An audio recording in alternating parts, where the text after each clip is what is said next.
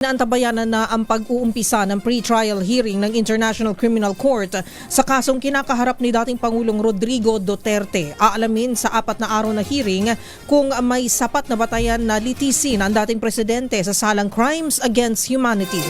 Ang 80 taong gulang na akusado ay hindi dadalo sa pagdinig matapos katigan ng hukuman ang kahilingan ng depensa na i-waive ang kanyang karapatan na humarap sa naturang proceedings. Matapos ang pagdinig, ang mga hukom ay bibigyan ng 60 araw para magpalabas ng kanilang desisyon. Si dating Pangulong Duterte ay kinasuhan ng 3 beses ng crimes against humanity dahil umano sa kaso ng mga pagpatay sa pagitan ng mga taong 2013 hanggang 2018. Itinakda ngayong alas 5 ng hapon oras sa Maynila ang pag-uumpisa ng confirmation of charges hearing laban kay dating Pangulong Rodrigo Duterte sa The Hague.